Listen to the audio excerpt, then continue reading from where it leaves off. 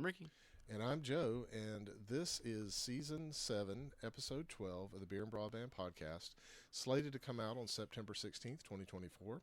We're going to get right into things. We want to talk about headphones. We're going to talk about some Intel chips overheating and our opinions on those things. But first, we are looking at another Founders beer. It's also barrel-aged. It is the Citrus Sunrise Imperial Barrel-Aged Gosa Style Ale with blood orange juice. This is much easier to read than last episode's. There you go. Citrus Sunrise, like a hot summer sun, delivers what you've been craving all winter. This tequila barrel-aged blood orange Imperial Gosa defies any Gosa experience you've ever had, filled with big, bold citrus flavor and the right amount of tangy sweetness balanced by an easy drinking, high ABV.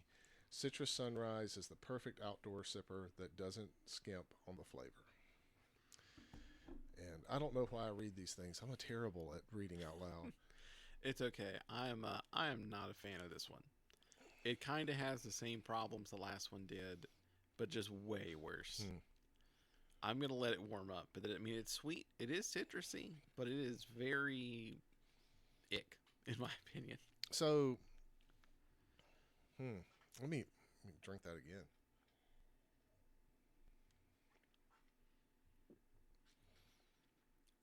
Okay. So, I agree that it is not that this one I think missed the mark for me. Now, there may be some people that would love this beer. But, you know, I'm going to let it warm up too. I'm going to keep sipping it as the podcast goes on. See if it changes, evolves. Because I think it will. Also, it reminds me of a shandy. I was going to say that. What I really think would help this is like club soda. Yeah. Like something to cut the sweetness down, mellow it out a little bit. And that might be pretty pleasant. I mean, I do have like some stuff downstairs. But you know what?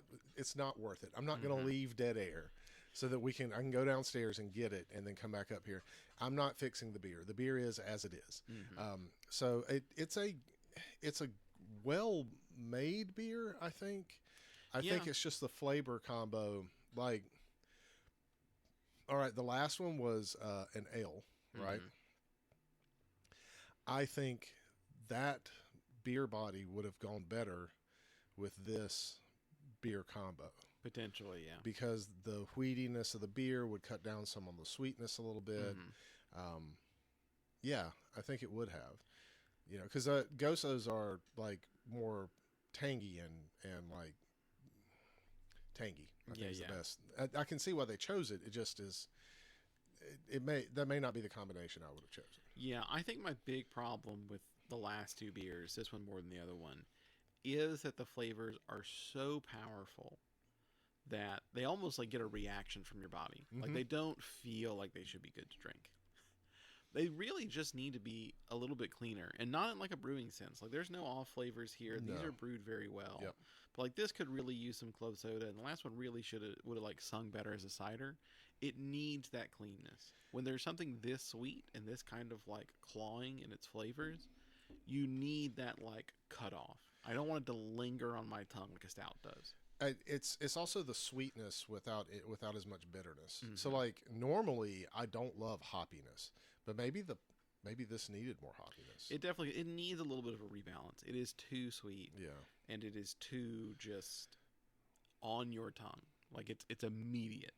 There are secondary and tertiary flavors, but that primary flavor has just punched you in the mouth. Really, really, and it is citrusy. It's like a citrus blood orange shandy. Essential. Oh yeah. It's just too strong. Like it's almost like it's concentrated. Yeah, if that makes sense. Yeah, if it does feel like a concentrate.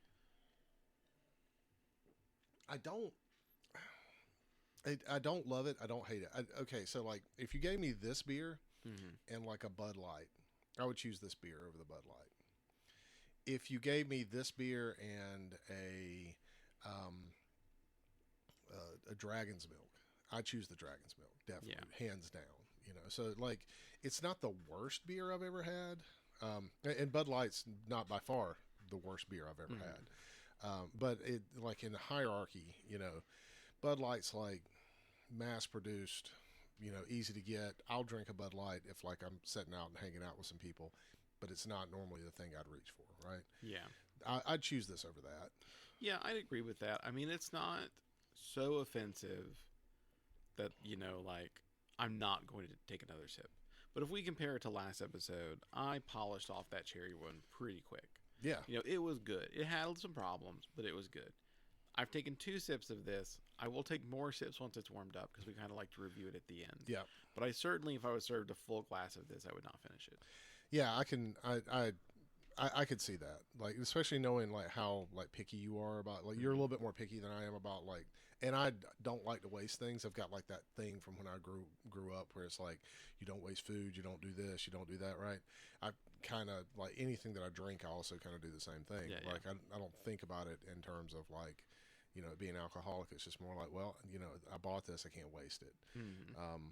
Yeah, so I probably would finish drink, but I probably wouldn't get a second one. Yeah.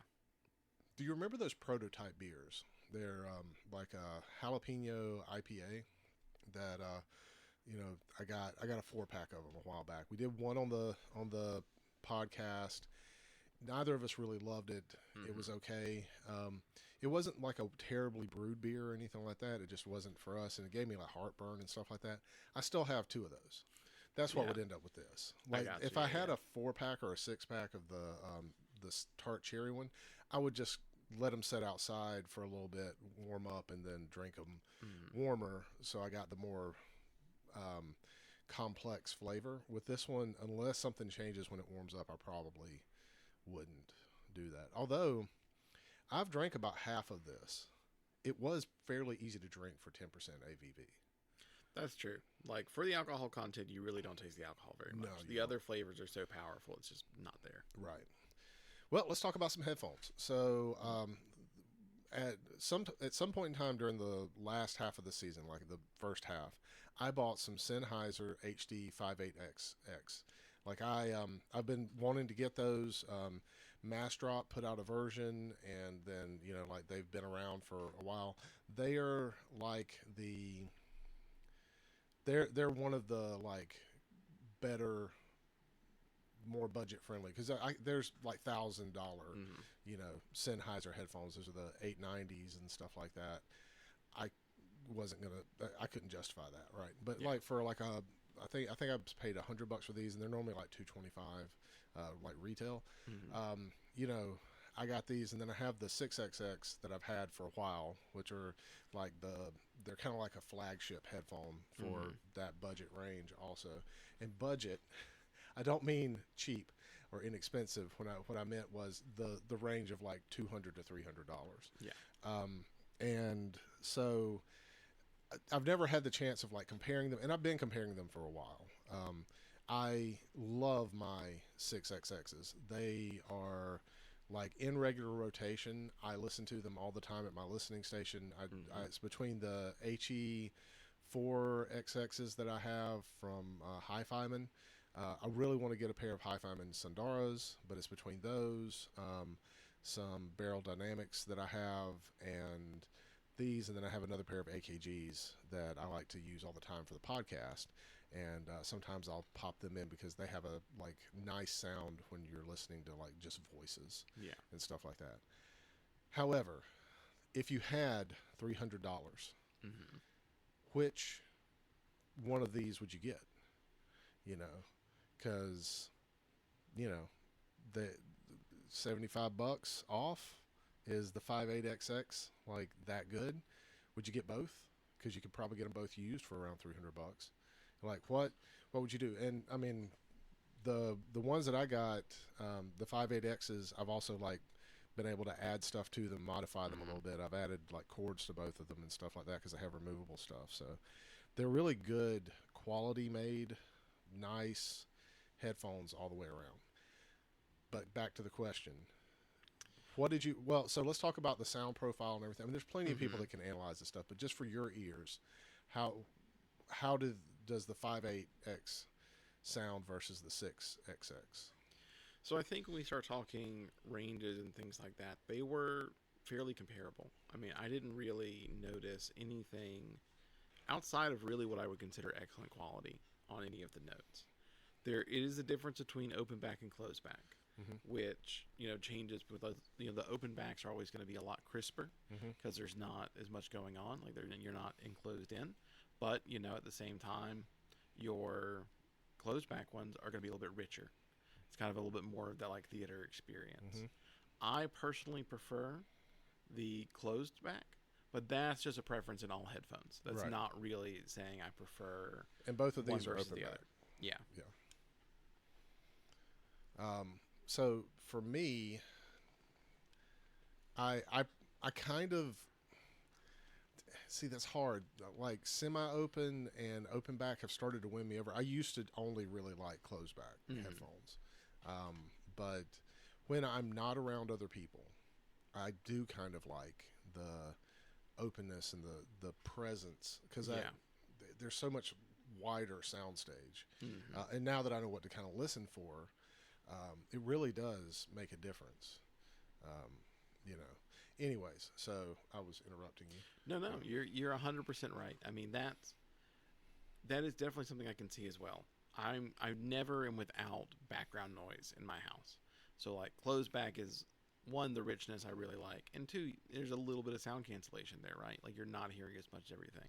But up here, listening in your office where everything was silent, the open backs are real nice, and there is a certain there is a crispness and a clarity that comes with that. That is really good, especially in like vocals. Mm-hmm. They really snap. I So, also feel like sometimes, like not like thick bass, like deep bass, but mhm, like a bass guitar, like the pluck of a bass guitar string or something like that. That mhm, like that kind of vibration, yeah, like and the kind of thing, like that is more there, like when you hear it like in person mhm, versus like a closed, like I guess a little bit muddier sometimes in closed back headphones. yeah. Yeah. Um, anyways, so you were still answering the question. No, so yeah, I mean, I think they're fairly comparable. I would buy the 5.8s, 5.8Xs, but that is just because of my preference for closed back. I really don't think you can go wrong with either one. Okay. So to me, I probably would get the 6XXs Mm-hmm. because there is just a little bit more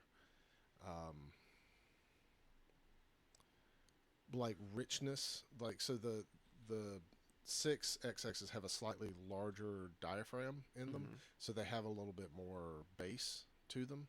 And I can tell that like the so I was listening to Moon Age Daydream, Come On and Get Your Love, Down in the Corner, a couple of like songs like that from the Mm-hmm. Guardians of the Galaxy soundtrack, and I could tell that the um, there was a difference between like the 5.8XXs felt tighter to me in that area, Mm-hmm. like I was saying, like more of like a kind of like funky, like kind of bass thing, and that's a preference thing. But the 6XXs had like a, it's still very clear, but like a deeper Yeah. response, if that makes sense. And like you said, they both sound really good with vocals. They're both things that might get more muddy on a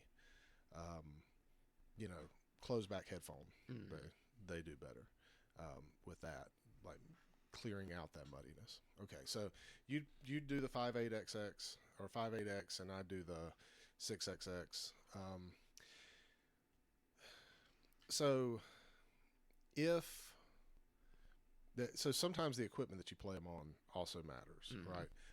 I've got a fairly nice amp DAC stack sitting here. I've actually got three DACs on top of Mm-hmm. my amp setup, and then we were running it through like a really nice Sony CD player that I've got wired into this whole thing.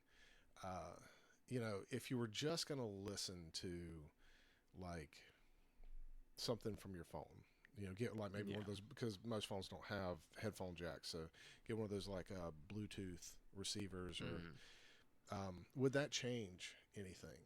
Um, I don't think so, Because my preference really just comes down to the style of headphone.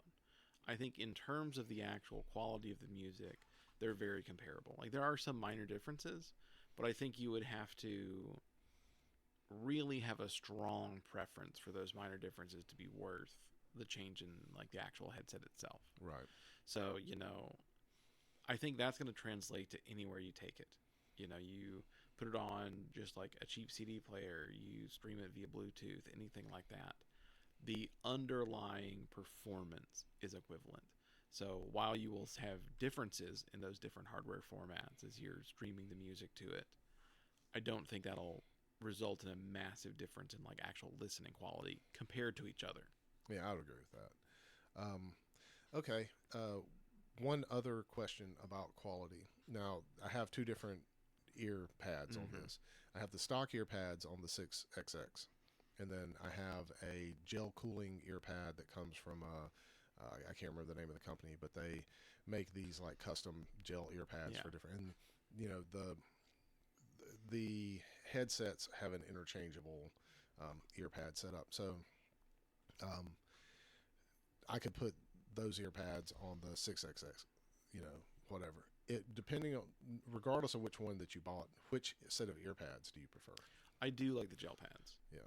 I prefer those on most of my headsets because I've had a couple that I haven't before, and that's mostly just because my head gets hot. Right. Or I listen to music for so long that like even just regular like cooling pads become like a problem. Yeah, yeah. I mean, I kind of think the same thing. Like those gel ear pads feel so nice, and like So another thing I like about closed back headphones, I can like we're gonna record maybe 2-ish hours of podcasts today, right? Yeah. The headphones that I'm wearing right now are semi-open back, which means that they feel a little bit cooler on my ears. That plus that cooling gel, just I can sit here and just like listen to music for hours and hours and hours, and I feel great. And like both of them are super comfortable. It's not like have you ever had the headphone that you get that like pushes down on your head, on the top, and it like kind of rubs a sore spot in it? I don't have any of that effect with those guys. The status headphones that you're wearing right there, I don't have that issue with them. But I have some not Mastrop. Oh, I forgot the name of the company. Monoprice. Yeah, it's Monoprice. I have some Monoprice headphones that they're good sounding headphones for the cost, but they sit on my head weird and it hurts. Gotcha. Yeah. So I don't have that issue with them.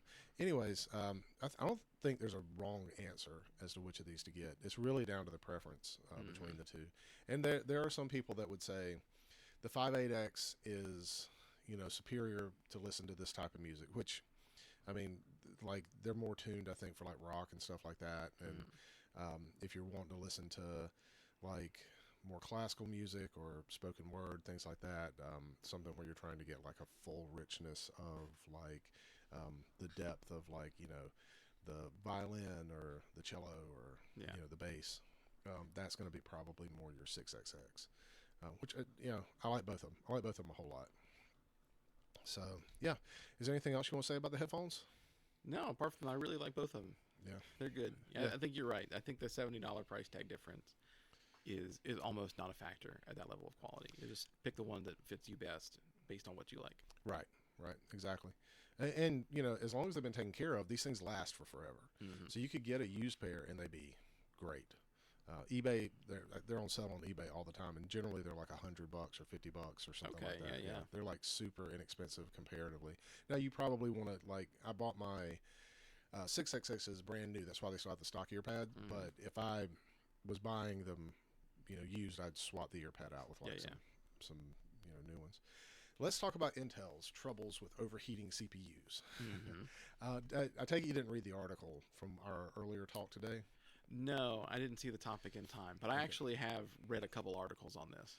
Yeah, so the basics of it is there's something wrong with the microcode that's causing the voltage limiters to not be set properly. So when the CPU gets pushed, it overvolts and then starts having issues, which causes certain parts of the transistors within the CPU to get messed up, whether they're fully fried or just damaged. Mm-hmm. And then, you know, going from there, start seeing degradation in performance.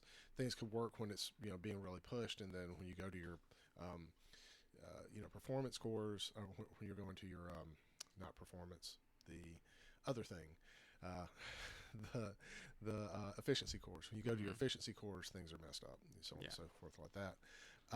So this is a pretty significant problem. Intel may be in an almost unrecoverable state financially because of it. I mean, their sales have dropped off a cliff. AMD is like really kicking their butt right now. Yeah, I was going to say it's really bad timing because AMD has come out with a lot of really good hardware the last generation or two. And to have something like this happen when your market share was already kind of starting to dwindle.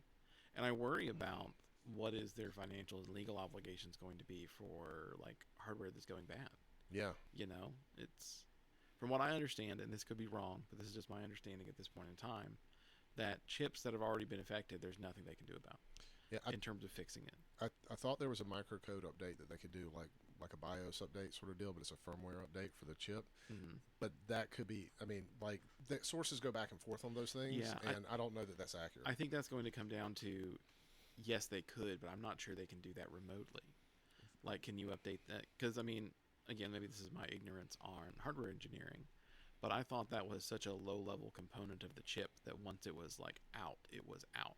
Because otherwise, you know, someone would eventually have malware that goes in and tries to mess with your CPU. I mean, a whole different level of ransomware, right? Right. I can actually hold your chipsets hostage. Yeah.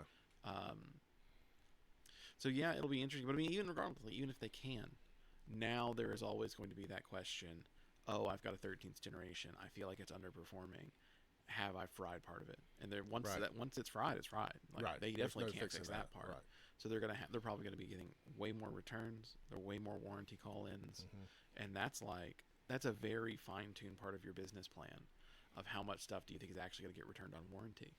So when that skyrockets, because this is now an incredibly public issue. I mean, even if, like, you know, we're saying how much they actually replace, I'm also talking about how much manpower in the warranty centers of someone thinks it's wrong, so they ship it in, and now you have to go check. Right. You know, it's a very significant, you know, impact to their business plan. And Intel has never done bad, but if you like check Intel stocks and stuff like that, it's not like Intel was, you know, a giant. Right. It's not like they were making gobs of money. They weren't Tesla or what NVIDIA is right now or anything. Yeah, and you know, they definitely had a good share of the market. Like, they were not an unhealthy company. But the combination of a lot of returns on hardware, a massive decrease in ordering, and your competitor really stepping up their game at a cheaper price point than what you normally sell at. Yep. Like, brand loyalty is kind of, I think, what's kept Intel competitive, is they had been the best. They were more expensive, but people will generally, especially in high-performance situations, pay for the best. Now there's a real serious question, are they the best? And now they're more expensive. And they're not just competing with AMD anymore. That's true. Snapdragon and Qualcomm, you know, or Qualcomm with their Snapdragon chips, are really coming into the Windows space. Apple's M1, M2, M3, M series chips. Yep. Those are all like, they're way more efficient.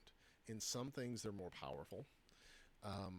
And a lot of computing stuff happens server side now. Yeah. You know, like, it's done in the browser. It's not done like, unless you're playing video games or you're the person who's writing code where you're trying to like make it happen. A lot of the things that we do are now, you know, web browser based. Oh yeah, exactly. I mean, we live in a services world now. So like, the actual hardware performance is getting lower and lower and lower, except in those, as you mentioned, like specialty settings like games and crypto and like compute and stuff like that. But I'm not sure those markets are large enough to sustain anybody. I'm not sure that they are either. Well, except the server side market. Like, if you're able to like charge $1 million for Xeons or something like that, you know. Yeah, I mean, if you could come out with the best compute chip, just period, sure, you'll have application. But I am not sure Intel can do that, because one of the big concerns with compute. But that's essentially what we're talking about here is that their chips that are coming out, all of them have this problem. It's not just like the Core Oh yeah, I's. exactly. Even their Xeons do. So like when you've got a 14th generation, you just upgraded your whole fleet of servers to 14th, and like 50% of them dropped off the thing because somebody ran some sort of workload on them that fried them. Yeah, You know. exactly. It's a big issue. And another thing I've always worried about for Intel is their efficiency has never really been the best. And efficiency is going to become a more and more important part of tech. Yeah. Because especially as these AI applications are coming out, as compute requirements increase, power consumption increases. And I'm hearing talks that like 25% of our power grid might be compute. We don't have that much power grid. No. And I'm sorry, we can't spring up nuclear power plants overnight. So there is, at least in probably the next 10 years, going to be a real heavy focus on not just the like total amount of computing power, but the amount of electricity to get there. Right. The efficiency Exactly. of your computing power. Yeah, because that is going to become a limiting factor sooner rather than later. And yeah, we could step our energy game up and get ahead of that, but that's not something that's going to happen quickly. Yeah, and I mean, having neural engines and AI chiplets that are efficient in doing these things instead of like brute force stuff, like kind of like NVIDIA's doing with their graphics card. NVIDIA's like riding on that success right now. Intel has an option there, to really go after those sorts of things. And I think that they're trying to. I know that there are engineers at Intel that are top of the class, top of the world class. Yeah. Talent. They're great at what they do. They're great at these designs. They're great at doing these things, and they're in a spot right now where this mistake is affecting them, and they might lose their jobs. Hopefully not. Like all sorts of things like that. I know we don't have the full details on this, but this screams another situation like Boeing. Yeah.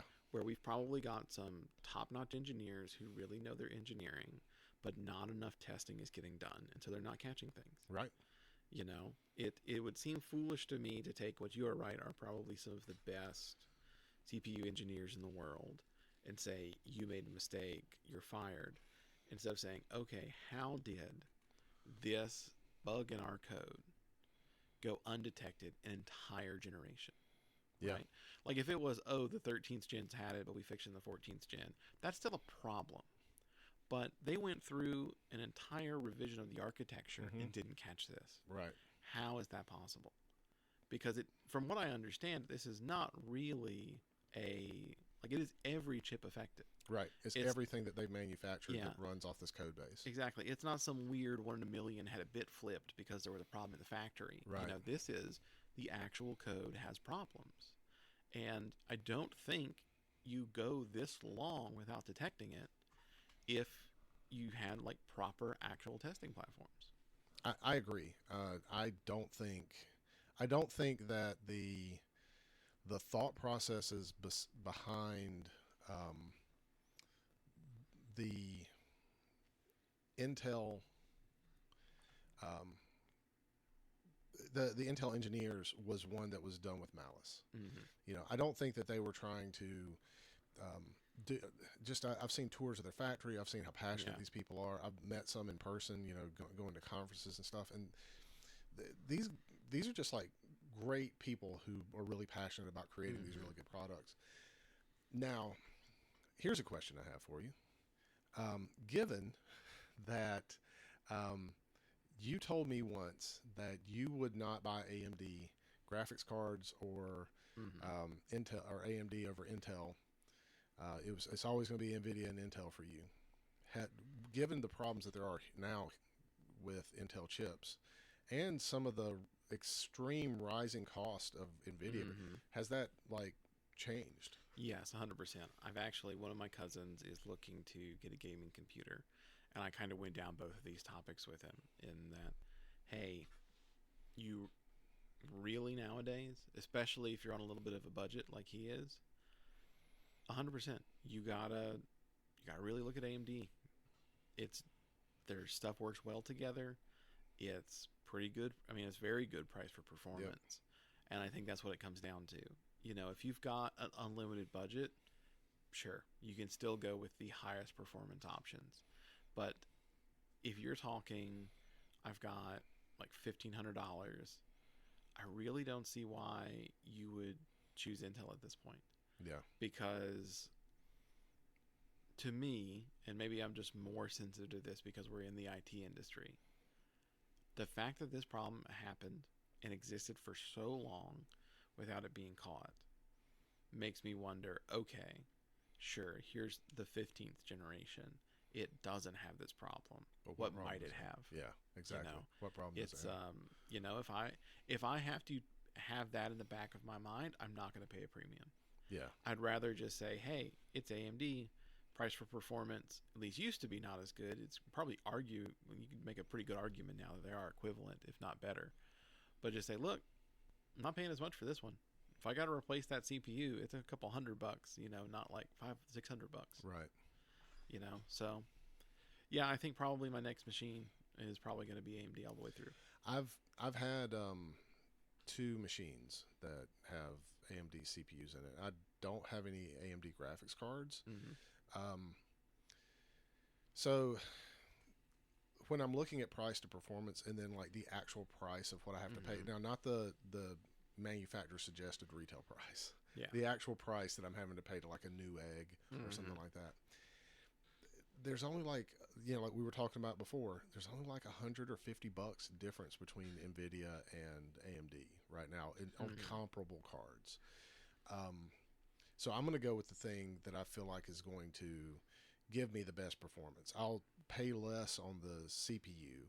Yeah. You know, I'll pay less for the RAM. I might pay less for the storage because I don't like, this is a gaming computer. I don't need Samsung 960, you know, M.2 SSD. Yeah. That's You don't need the EM memory and all that. Yeah, exactly. I don't need all that stuff.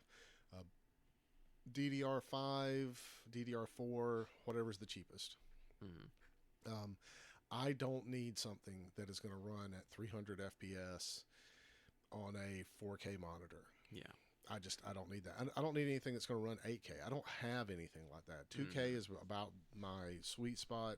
My eyes are getting old. I don't need tiny text and stuff like that. You know, so when it comes down to it, and I'm building a gaming rig now, I'm going to go with what's, you know, like my best bang for performance. It's not like when the last time I built a gaming rig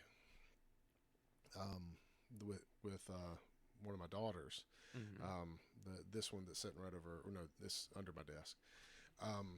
You know, that one, the AMD's second generation had just come out, and Intel was still the king of performance. Excuse me. But the chip I have in there, it does good. It's like a 4 gigahertz chip. My 2013, you know, gaming computer that I built performs just about as well as that one.